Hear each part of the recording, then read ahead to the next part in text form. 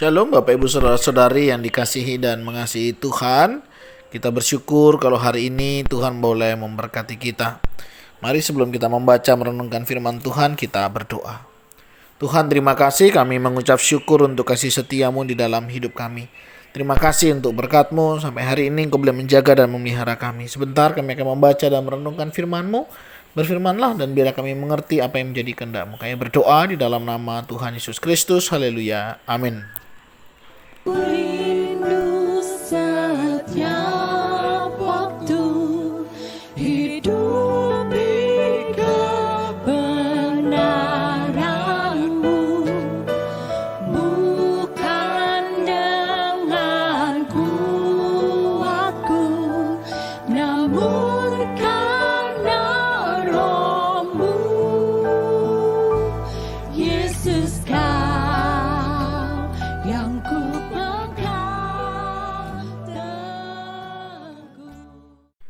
Ayat firman Tuhan hari ini terambil dari kitab Kejadian.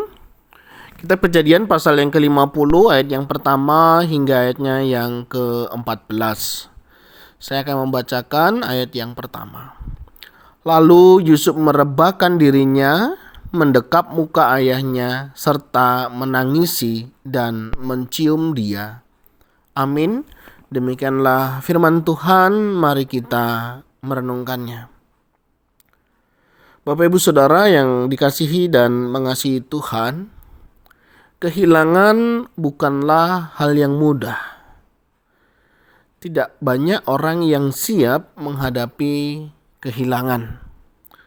Karena kehilangan itu bukan hal yang mudah. Ada orang kehilangan pensil, dia sangat susah sekali. Karena pensil itu memiliki kenangan bagi dia. Ada orang kehilangan tertentu dan dia tidak siap karena memang hal-hal tertentu itu menjadi kenangan. Mungkin dia dengan pasangannya, mungkin dia dengan keluarganya. Demikian juga ketika seseorang kehilangan anggota keluarganya. Itu juga bukan hal yang mudah. Terlebih ketika ada banyak kenangan di antara mereka. Demikian juga yang dialami oleh Yusuf. Yusuf setelah sekian lama berpisah, kemudian baru dalam beberapa waktu saja Yusuf kehilangan orang tuanya. Orang tuanya meninggal. Sesuatu yang normal ketika seseorang kehilangan, dia akan menangis. Yusuf melakukannya. Meskipun ada beberapa orang terkadang tidak boleh menangis ketika kehilangan orang yang dikasihinya.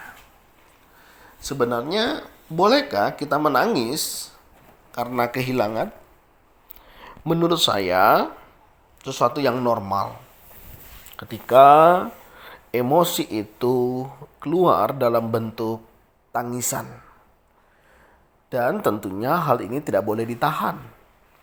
Karena kalau menangis, misalnya itu ditahan, kita tidak melakukannya, itu akan menjadi sesuatu yang jauh lebih berat untuk kita jalani. Saya masih ingat waktu orang tua saya nggak ada, dia berpesan, nanti kalau saya mati, jangan ada yang menangis ya. Saya paham maksudnya, artinya jangan terlalu bersedih, berlarut. Ya. Tapi dalam penerapannya, saya masih ingat ketika saudara-saudara saya ingin menangis, diingatkan jangan nangis, Bapak pesan kemarin. Saya bilang kalau mau nangis, nangis aja. Nggak apa-apa. Sesuatu yang normal kok. Ketika kita kehilangan orang yang kita kasihi, kita menangis. Menangis adalah wujud daripada emosi di dalam diri kita yang harus kita salurkan. Karena kalau tidak, saudara, itu menyesakkan sekali. Apalagi ketika masa-masa perkabungan, begitu ya. Ada banyak kenangan yang indah. Mungkin kadang kita berpikir, saya belum memberi yang terbaik. Saya baru mulai saja hidup hari ini lebih baik. Saya belum sempat membahagiakan mereka. Kadang rasa tangis itu akan muncul. Nah, di dalam masa-masa perkabungan itu, lakukanlah apa yang mau kita lakukan. Mau menangis, kadang berteriak, kadang apapun saudara, selama itu sesuatu yang masih normal, lakukanlah.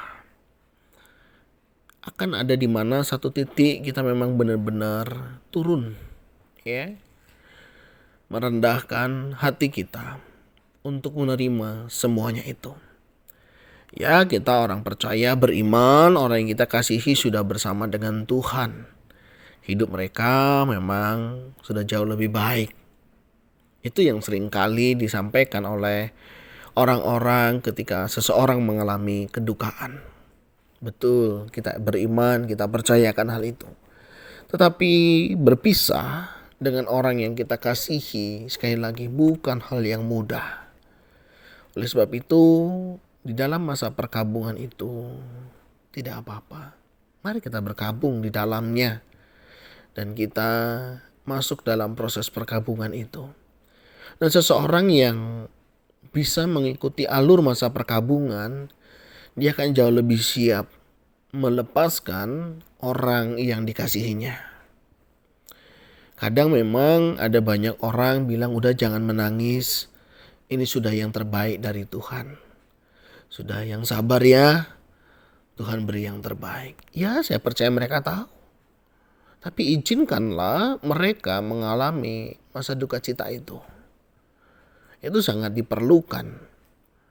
Karena jika mereka tidak melewatinya, akan jauh lebih sulit ketika mereka menjalani hari-harinya nanti. Ketika orang yang dikasihnya sudah tidak bersamanya lagi. Bahaya yang kedua adalah kesepian. Biasanya orang yang biasa bersama, dirawat begitu ya. Dan ketika tidak ada, akan mengalami yang namanya kesepian. Masa kesepian ini bukan hal yang mudah. Masa kesepian bisa membuat orang kehilangan harapan, bisa membuat orang putus asa. Oleh sebab itu masa perkabungan sangat dibutuhkan. Sehingga dia akan siap menerima setiap kenyataan. Yusuf merebahkan dirinya, mendekap muka ayahnya, serta menangis dan mencium dia.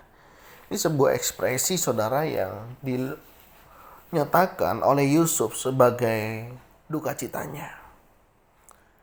Dia percaya Tuhan beri yang terbaik. Dia tahu apa yang Tuhan kerjakan. Tapi duka cita yang mendalam tidak bisa dipungkiri. Dan kita memang harus mengalami titik itu sampai titik yang paling rendah. Sehingga nanti kita bisa bangkit kembali dari sana. Dari sini kita belajar. Ketika kehilangan, ketika kita berduka, jalanilah masa perkabungan dengan baik. Nikmatilah proses yang ada di dalamnya. Sehingga kita bisa bangkit secara alami dan kita bisa pulih dengan lebih baik. Yang kedua, ketika kita melihat orang berduka, izinkanlah mereka menjalani masa duka citanya. Jangan kita berkata, sabar ya. Percayalah Tuhan sudah atur yang terbaik. Jangan nangis. Jangan sedih. Saudara, mungkin kata-kata itu ya baik ya. Menghibur. Tapi ketika kita menahan emosi duka cita itu, kita sedang tidak menolong orang itu untuk menjalani proses duka citanya. Izinkan mereka mengalami masa duka cita. Mungkin mereka menangis, mungkin mereka bersedih. Kadang mereka membutuhkan sandaran, pelukan, sebagai keluarga terdekat, mungkin sebagai sahabat. Izinkanlah. Dan biarlah mereka melewati masa perkabungan. Dan kita percaya ada penyertaan Tuhan bagi mereka. Kita tahu, mereka tahu Tuhan itu baik. Mereka tahu Tuhan atur semuanya waktu yang tepat. Biarkanlah masa perkabungan dijalani dan setiap orang yang berkabung di dalamnya bisa melewatinya secara alami.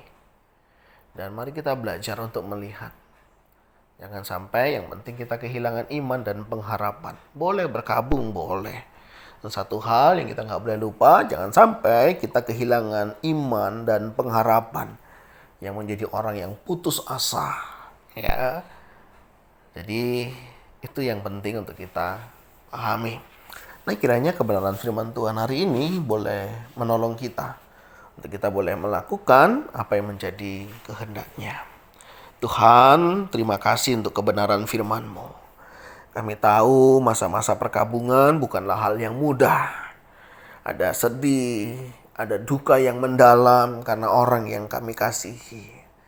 Kami mau berdoa, jika ada di antara kami yang sedang mengalami duka cita, Tuhan kuatkan, hiburkan mereka di dalam menjalani masa-masa perkabungan ini. Kami percaya Tuhan Kau menolong, memampukan setiap mereka, dan Tuhan yang memberkatinya. Berkati juga setiap kami yang hadir, memberikan perhatian, memberikan dukungan. Kami boleh hadir di tengah-tengah kehidupan mereka. Ajar kami juga peduli dan memperhatikan, merasakan apa yang mereka rasakan. Sehingga kehadiran kami boleh menjadi berkat. Terima kasih ya Tuhan untuk kasih setia-Mu. Kami serahkan hidup kami selanjutnya kepada-Mu. Kami berdoa di dalam nama Tuhan Yesus Kristus. Haleluya. Amin. Bapak Ibu Saudara, demikianlah renungan kita. Kiranya Tuhan Yesus memberkati kita sekalian. Shalom.